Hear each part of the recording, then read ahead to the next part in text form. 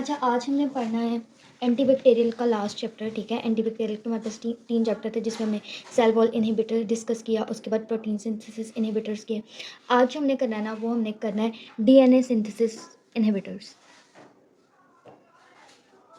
DNA synthesis inhibitors को हम mostly क्या कहते हैं, क्विनोलोस फॉलिक एसिड एंटागोनिस्ट। ठीक है, अब चैप्टर का नाम ये है, लेकिन मैं इनको डीएनए सिंथेसिस इनहिबिटर्स क्यों कह रही हूँ, क्योंकि इन्होंने जाकर डीएनए की सिंथेसिस को इनहिबिट करना है।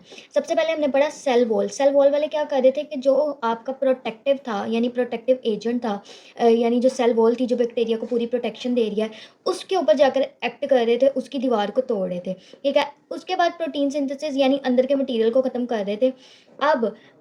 अब वो और अंदर तक जा रहे हैं, आपके बैक्टीरिया के न्यूक्लिक एसिड तक रिसाइक कर रहे हैं और डीएनए की सिंथेसिस को क्या कर रहे हैं, इनहिबिट कर रहे हैं। जब हमने एंटी कैंसर डिस्कस की थी तो हमने एक पाथवे पढ़ा था, जो था हमारे पास कि फॉलिक एसिड और प्यूरिन्स मिलकर राइबोन्यूक्लियोटाइड बनाते हैं, जिससे डीऑक्सी राइबोन्यूक्लियोटाइड बनते हैं, डीएनए बनता है, आरएनए बनता है, प्रोटीन्स बनती है। यानी ये हमारा सेंट्रल डोगमा ऑफ लाइफ है। अब इसी को आपने माइंड में रखना है कि फॉलिक एसिड और प्यूरिन्स हमें चाहिए डीएनए की सिंथेसिस के लिए। अब यहाँ पर भी हमने क्या करना है कि हमने जो डीएनए की सिंथेसिस है ना, उसको इनहिबिट कराना है। किस तरह इनहिबिट कराना है ये हम देख लेते हैं।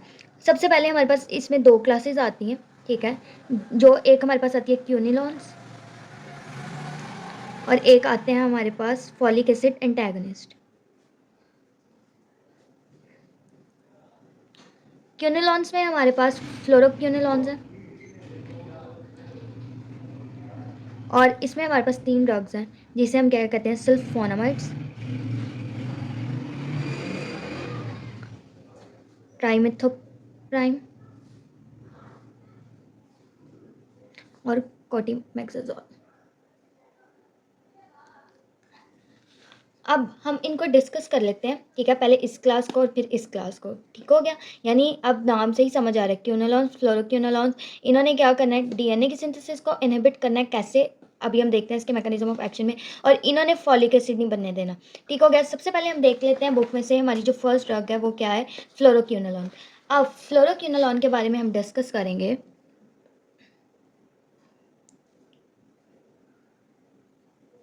सबसे पहले तो ये ब्रॉड स्पेक्ट्रम है।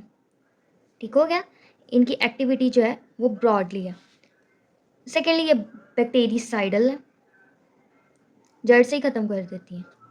दूसरी बात आप लोगों ने माइंड में रखना है कि फ्लोरोक्विनोलॉन्स जो हैं ये कॉप्स के तौर पर काम करते हैं। अब कॉप्स क्या करते हैं कि आहिस्ता आहिस्ता, देखें ना आर्मी कॉप्स को वो क्या करते हैं, दरख्तों के पीछे छुप के दुश्मन को चेस करते हैं और एंड पे जाके उनके घर के अंदर घुस के उन्हें मार देते हैं। तो इसी तरह ये भी क्या करती हैं, ये बैक्टीरिया को चेस करती है, उसके घर में जाकर उसको मार देती है।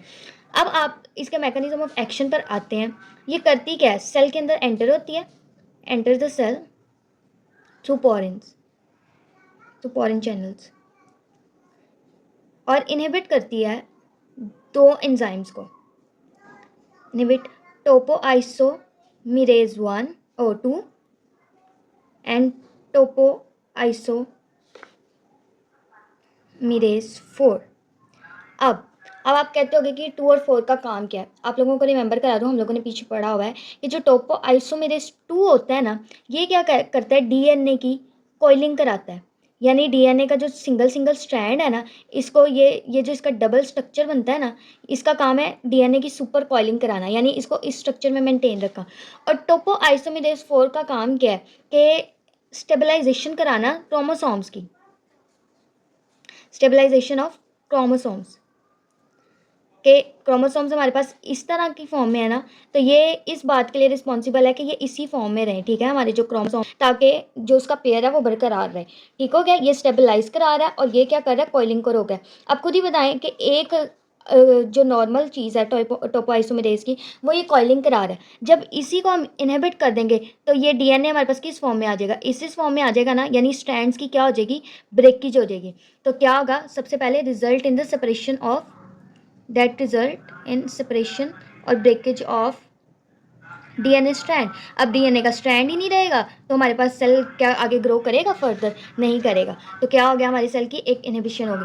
और उसके बाद हमारे पास जब क्रोमोसोम्स स्टेबलाइज नहीं होंगे तो क्या होगी, सेल की जो ग्रोथ है वो भी नहीं होगी। और रिजल्ट हमारे पास क्या आएगा, सेल की लाइफ। अब हम इसका देख लेते हैं एंटीबैक्टीरियल स्पेक्ट्रम। आगे ही हमने कह दिया इसका स्पेक्ट्रम क्या है, ब्रॉड है। अब ये ग्राम पॉजिटिव और ग्राम नेगेटिव दोनों के खिलाफ क्या करता है, काम करता है। ग्राम नेगेटिव में क्या करता है, ग्राम नेगेटिव में ये टोपो आइसोमेरेज 2 की इनहिबिशन करता है, यानी पे यहाँ पर हमारे पास ग्राम नेगेटिव। और ग्राम पॉजिटिव जो है उसमें हमारे पास ये टोपो आइसोमेरेज 4 की इनहिबिशन करता है ताकि क्रोमोसोम स्टेबलाइज ना हो। इसके अलावा हमारे पास इसमें जो फैमिली आती है ना, उसके एंड पे जो सुफिक्स आता है वो है फ्लॉक्सिन फैमिली, फ्लॉक्सिसिन फैमिली। ठीक हो गया, फ्लोरोक्विनोलिन F4 और F4 फ्लॉक्सिसिन फैमिली। इसमें हमारे पास आती है सिप्रोफ्लॉक्सिसिन आती है, लीवोफ्लॉक्सिसिन आती है, मॉक्सीफ्लॉक्सिसिन आती है। अब आप लोगों ने याद कैसे रखना है, सिप्रोफ्लॉक्सिसिन के बहुत कॉमन है और हमने मोस्टली इसका यूज़ है यूटीआईज और ट्रैवल डायरिया में।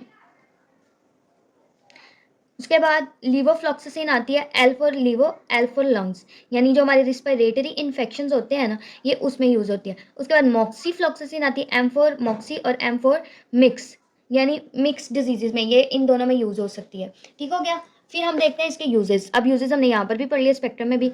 मोस्टली किस में यूज़ होती हैं ये ड्रग्स, यूटीआईज में, प्रोस्टाइटिस में, रेस्पिरेटरी इन्फेक्शंस में, जीआई इन्फेक्शन में और एंथ्रैक्स वगैरह। अब हमने पढ़ना है इसके एडीआर्स। अच्छा, आप लोगों ने सेल वॉल इनहिबिशन में हम लोगों ने एडीआर्स जो पढ़े थे उसमें हमारे पास हाइपर सेंसिटिविटी जो था ना वो कॉमन था। ठीक है, इस चैप्टर में हमारे पास photo sensitivity is a common one. इसके अलावा आप लोग इसको एक निमोनिक से याद रख सकते हैं कि फ्लॉक्स कॉप्स are toxic to tendons, toxic to tendons. अब ये क्या करते हैं कि मोस्टली टेंडन्स को रप्चर करते हैं, यानी टेंडन्स को रप्चर करते हैं, हमारे कार्टिलेज को रप्चर करते हैं, कार्टिलेज रप्चर करते हैं ये लोग। और उसके अलावा क्या करते हैं, क्यूटी प्रोलोंगेशन कराते हैं, यानी अरिथमियाज कॉज करते हैं आपके, और सीएनएस इफेक्ट्स को कॉज करते हैं। तो ये थी हमारे पास फ्लोरोक्विनोलॉन्स के। फ्लोरोक्विनोलॉन्स ने काम कैसे करना है कि आपके जो सेल के दो एंजाइम्स है ना, इसको हम डीएनए गायरेज भी कहते हैं। ठीक है, इस एंजाइम का नाम है डीएनए गायरेज, बुक में लिखा हुआ है, कंफ्यूज ना हो जाना। टोपोआइसोमेरेज 2 जिसने कॉइलिंग करानी है, कॉइलिंग नहीं होने देंगे, सिंगल सिंगल स्ट्रैंड बन जाएगा, सेल लाइसिस हो जाएगी। दूसरा क्रोमोसोम्स की स्टेबलाइजेशन को रोकते हैं। और यूजेस इसके हम लोगों ने पढ़ लिए, यूटीआईज वगैरह में ये लोग यूज होते हैं। अब ये हो गए हमारे इस चैप्टर की फर्स्ट इंपॉर्टेंट ड्रग।